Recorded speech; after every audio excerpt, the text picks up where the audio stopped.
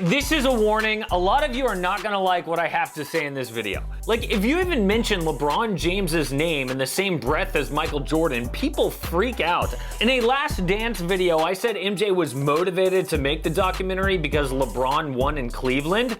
LeBron choke artist James should never be mentioned in the same sentence. LaFraud a threat? Sure, in the mind of keep writing, my friends. That's pretty strong.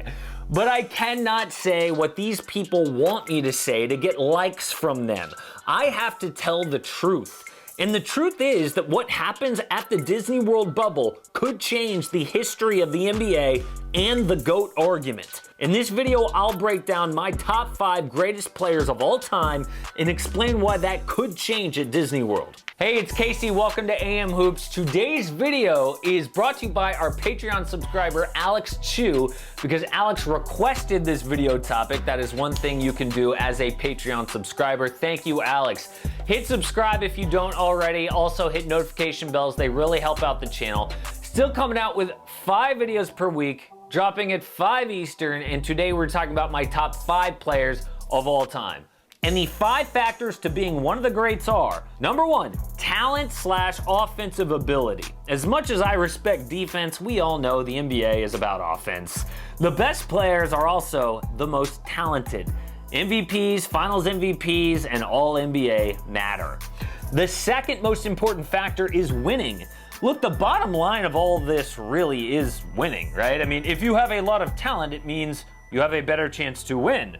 Rings aren't the most important thing. Robert Horry has more rings than Michael Jordan, but he's not in the same universe in terms of talent. And at the same time, players like Russell Westbrook or Allen Iverson are amazing talents, but they don't win.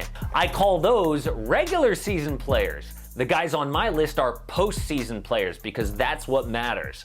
The third factor is making your teammates better. And I'm not just talking about skill. I mean, Rajon Rondo is top 15 all time in assists, but he's not known as the greatest leader of all time. Making teammates better is also a mental thing. When your best player is also your best leader, you've got a key piece to winning a championship. The fourth factor is health and longevity. For example, Yao Ming dominated in the mid-2000s, but he only played in 8 NBA seasons. I know a lot of this is out of their control, but the cliche says the most important part of ability is availability, and I believe it. The last factor in being one of the greats is a commitment to defense. This goes right along there with winning. I mean, I love a great dunk highlight as much as the next guy, but every championship player takes defense seriously and is elite at it. It says a lot about a guy's basketball character that they are committed to the less glamorous side of basketball. So, my number 5 player of all time is Bill Russell. His resume, 11 titles, 5 MVPs, 12 All-Stars, 11 All-NBAs, 1 All-Defense. They didn't award All-Defense for most of his career. Factor grades, offensive talent, B+, winning, A+, teammates, A+, longevity, A+, and defense, A+. My reasoning, even though Wilt Chamberlain was scoring 50 points per game in this era, Bill Russell's teams almost always won the titles. He changed the way that people won basketball games with defense. Bill Russell's presence in the middle disrupted every player besides Wilt, and so much of what he did can't be measured in stats. I mean, blocks weren't even a stat until 1973. Everyone scored over 120 points per game back then, but Russell found out that if they played like a team on both sides of the ball, that won games. I think that cliche defense wins championships may have started with Bill Russell. Some people say Russell is overrated because his teams were stacked with Hall of Famers, but Russell was the piece that made it all come together. He's one of the smartest players and greatest leaders. Those Celtic teams maximized that great talent because of Bill Russell. Honestly, he's an A+ basically in every factor except the most important one, offensive talent. That's why he's number 5. Number 4, Magic Johnson. Resume, 5 titles, 3 Finals MVPs, 3 MVPs, 12 All-Stars, and 11 All-NBAs. Factor grades, offensive talent, A. Winning, A. Teammates, A. Longevity, B-, defense, B+. Reasoning.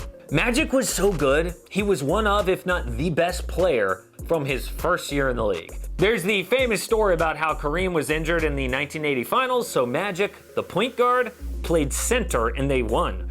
Rookies don't do that.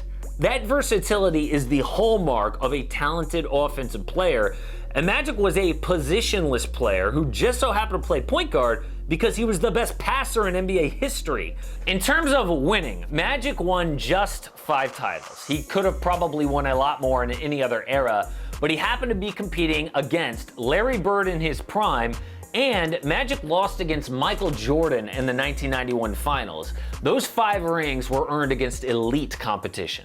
As far as making teammates better, no one can do it like Magic on the court. But off the court, it got to a rough start. He once called out his teammates for being jealous. In 1981, he said, quote, "I try to give everyone the ball, keep everyone happy, but I guess it's never enough. Everybody can't get the pub, like publicity." I guess they were jealous of his early success. One more serious knock on his resume is longevity. Look, I don't hold it against Magic for getting HIV, obviously, but it did shorten his NBA career. Magic never made an all-defensive team, which is insane. I know steals aren't the only mark of great defense, but he led the NBA in steals twice and topped 200 in 1982. There's no doubt, though, that Magic Johnson is a basketball genius. That talent combined with winning makes him the number 4 player of all time. Number 3, Kareem ABDUL-JABBAR. Resume: 6 titles, 2 Finals MVPs, a record 6 MVPs, 19 All-Stars, 15 All-NBAs, 11 All-Defense, Rookie of the Year, and the all-time scoring leader. Factor grades: offensive talent, A+, winning, A, teammates, A-, longevity, A+, and defense, A+. My reasoning: few people have been born to do anything like Kareem was born to play basketball. This is my favorite Kareem story. So back in the day, freshmen were not allowed to play varsity college basketball. Kareem went to UCLA, who were defending national champs in preseason number 1. The freshman team led by Kareem beat those defending national champs by 15 points in the preseason. Kareem had 31 points and 21 boards. That shows how unbelievably talented he was from day one. And because he went to UCLA, coached by John Wooden, he learned all about the team game and how to be a great teammate. He's an A- though in leadership because Kareem was one of the more salty, loner type personalities in superstar history. Still, he won everywhere he went. Kareem won the only title as Finals MVP for the Milwaukee Bucks with Oscar Robertson in 1971. He then won Finals MVP 14 years later as an LA Laker. No one can beat this man in longevity. He then won 2 more titles after that. You could argue for Kareem at number 1, and I'd respect that. But these next 2 guys were not born to be 7'2", and that matters. Number 2, LeBron James. His resume so far: 3 titles, 3 Finals MVPs, 4 MVPs, 16 All-Stars, 15 All-NBAs, 16 All-Defense, and a Rookie of the Year. His factor grades: offensive talent, A+, winning, A-, teammates, A+, longevity, A+, defense, A+.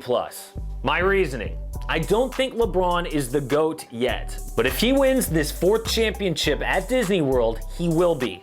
Some people knock him for only having 3 championships, but so much of that was beyond his control. He was drafted to one of the worst organizations in the NBA at that time. The Cavs front office could not surround LeBron with adequate talent, so after 7 years of trying, he left. The way he did it was regrettable, but he needed great teammates. Everyone does. But Jordan had easier teams to beat in the finals. The average win percentage of LeBron's finals opponents is .764, Jordan's is .746, and the first 3 of 4 Warrior teams that LeBron played were better than any finals team Jordan ever faced. The league literally had to form the greatest super team ever just to beat LeBron James. That is something MJ never had to deal with.